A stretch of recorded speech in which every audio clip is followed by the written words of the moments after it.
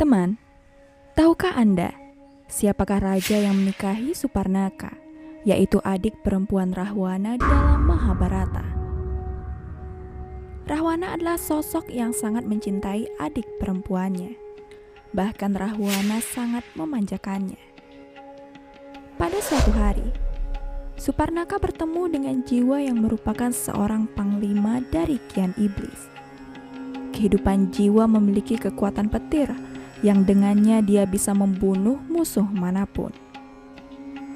Suparnaka pun jatuh cinta dengan jiwa, dan Suparnaka kemudian menikahi seorang Gandharwa.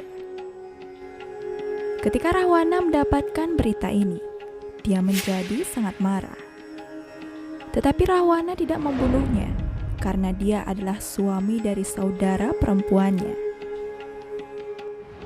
Suatu hari ketika Rahwana berangkat ke Digwijaya, ia pergi untuk menaklukkan setan. Pertarungan dahsyat terjadi antara Rahwana dan para iblis. Hal ini membuat jiwa sangat marah dan ingin membunuh Rahwana, sehingga terjadi perang dahsyat di antara mereka. Hingga Rahwana pun berhasil membunuh jiwa. Ketika Suparnaka mengetahui bahwa suaminya telah meninggal, dia mulai terbakar amarah dan ingin membalaskan dendam suaminya. Teman, Dewa Wisnu adalah pemelihara dunia. Tidak ada yang bisa disembunyikan darinya. Lalu apa yang terjadi ketika bahkan Dewa Wisnu sendiri menikahi saudara perempuannya Rahwana dalam wujud Sri Krishna? Baiklah, simak videonya sampai habis untuk mengetahui kisah selengkapnya. Masih dalam kisah Ramayana, ketika Suparnaka melihat Sri Rama di hutan untuk pertama kalinya, dia terpesona oleh keindahan dan kecemerlangannya, dan pergi kepadanya dan meminta Sri Rama untuk menikahinya. Tetapi ketika dia mengetahui Sri Rama telah menikah, dia menjadi sangat kecewa dan juga sangat marah. Di bawah kendali kemarahannya ini, dia mencoba menyerang Ibu Sita. Karena itu, Laksmana kemudian menyerangnya dan kemudian memotong hidung Suparnaka. Setelah itu Suparnaka kemudian mengadu kepada Rahwana.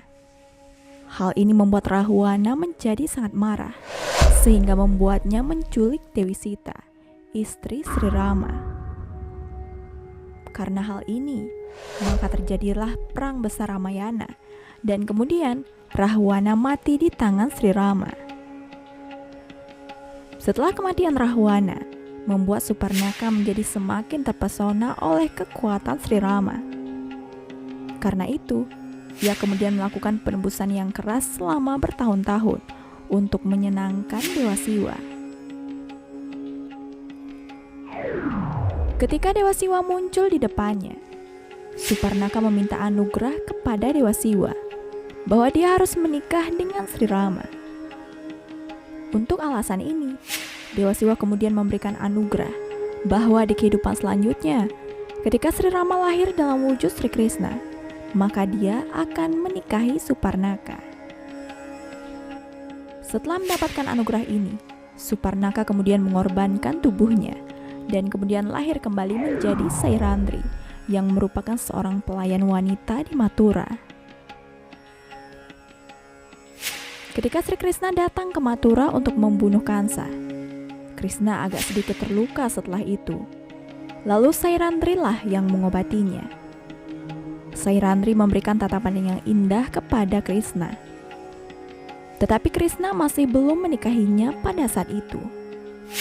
Beberapa hari kemudian, ketika iblis bernama Narkasura melakukan kekejaman, dia kemudian menculik 16.000 wanita muda dan mengunci mereka di salah satu istananya dan menyiksa mereka.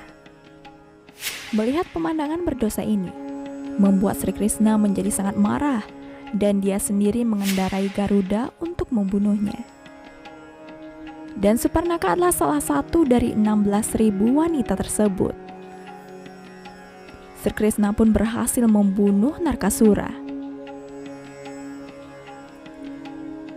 Walaupun demikian, timbul masalah lain setelah itu. Semua wanita muda yang disekap Narkasura berkata, "Wahai dewa, suami kami tidak akan menerima kami lagi, karena Narkasura telah menjadikan kami istrinya dengan paksa. Di samping itu, masyarakat juga tidak akan menerima kami. Oleh sebab itu dewa, sekarang kami berada di perlindunganmu, maka terimalah kami sebagai istrimu." Karena hal ini, Sri Krishna kemudian menikahi 16.000 wanita itu. Jadi teman, apakah kalian sudah mengetahui kisah ini sebelumnya? Silahkan share pendapat kalian di kolom komentar. Jangan lupa subscribe, like, dan ingat nyalakan notifikasi loncengnya agar kalian tidak ketinggalan setiap video terbaru dari channel ini. Sekian dan terima kasih, sampai jumpa di video selanjutnya.